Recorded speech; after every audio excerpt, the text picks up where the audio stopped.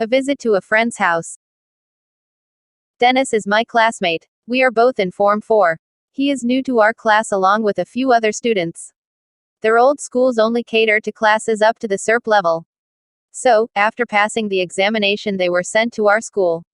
I was mildly surprised when I found out that his house was merely 100 yards from mine.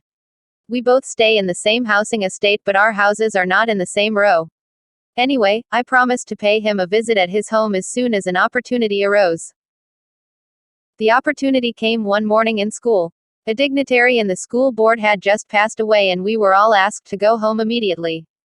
The morning was still only about 9 o'clock, so we decided to go to Dennis's house. We cycled the 2 miles from our school to his house, reaching there in about 15 minutes. No one was in the house. Dennis' father works as a clerk in a government department. His mother teaches in a primary school and his 2 sisters are in another school. So, we had the whole house to ourselves for the morning. Dennis produced a set of keys from his school bag and opened the doors to the house. It was a terrace house much like mine, from the outside that is. Inside it was vastly different. A beautiful black piano stood majestically by the wall in the living room.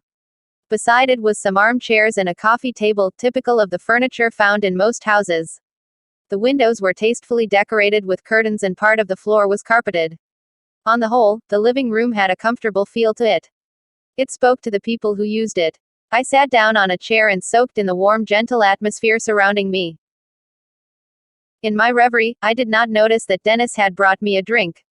Only when I felt the icy cold glass on my hand did I realize that I was daydreaming. I took a sip of the super cold drink. It was invigorating. Dennis had a drink for himself too. "How do you like my house?" he asked. "Beautiful, just beautiful," came my reply. "Let's play the piano," Dennis invited. In double quick time I was at the piano.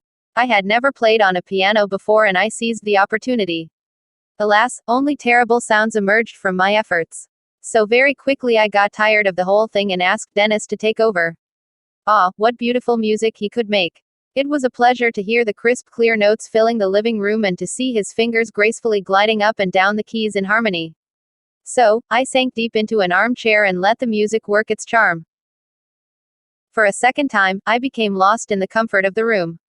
Dennis shook me to wake me up. Actually, I had dozed off and dreamt about some wonderful place. The reality was not too bad either. Then Dennis showed me his room.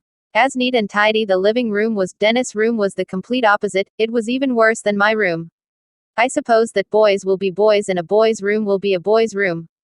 Tidiness is not characteristic of a boy's room. Nevertheless, I was presented to the junk that he owned. They were not much different from mine. Tattered comic books, a badge, running shoes, and other assorted paraphernalia lay scattered all over the room. After a short while of getting acquainted with his belongings, we cleared a small space in the center of the room and began a game of Monopoly. The game went on for a good 3 hours before I realized that it was time to go home for lunch. We were about even and in a kind of deadlock. So, we adjourned the game by declaring a draw. I thanked Dennis for the wonderful few hours in his house. In return, I invited him to come to my house whenever he could make it. Then I hopped onto my bicycle and pedaled happily home.